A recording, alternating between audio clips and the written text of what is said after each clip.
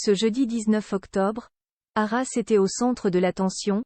6 jours après l'assassinat terroriste de Dominique Bernard, ses obsèques étaient célébrées dans la cathédrale de la ville en présence de sa famille et de la classe politique, dont une ministre, effondrée, qui était venue lui rendre un dernier hommage.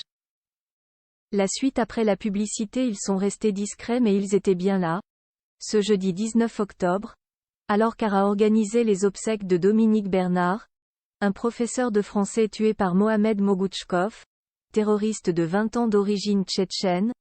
Une partie du gouvernement avait fait le déplacement, à l'instar d'Emmanuel et Brigitte Macron.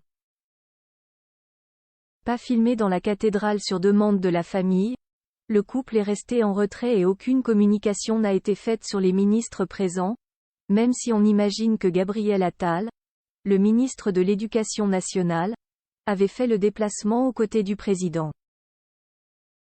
Mais c'est aux abords de la cathédrale, au milieu des autres ministres, qu'une de leurs collègues a été repérée, Agnès Pannier-Runacher, ministre de la Transition écologique. Incognito, avec son manteau noir et son col roulé, la jeune femme était soutenue par son compagnon Nicolas Bayes. Ex-député, celui-ci a été marié auparavant avec une autre ministre, Aurore Bergé, et partage désormais la vie de la quadragénaire depuis 2021. Effondrée, celle-ci a pu compter sur lui pendant toute la cérémonie. Les larmes aux yeux, elle avait sûrement envie de rendre hommage au professeur assassiné sur les marches de son lycée devant les élèves et les autres professeurs. Des témoignages poignants et il faut dire que la cérémonie a été particulièrement émouvante.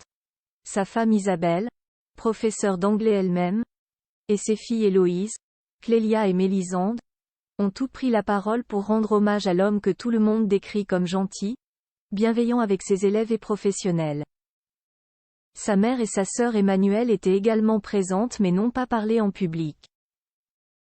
Le terroriste, dont la famille est originaire de Tchétchénie, a été arrêté sur place après le meurtre de Dominique Bernard et l'agression d'autres membres du personnel.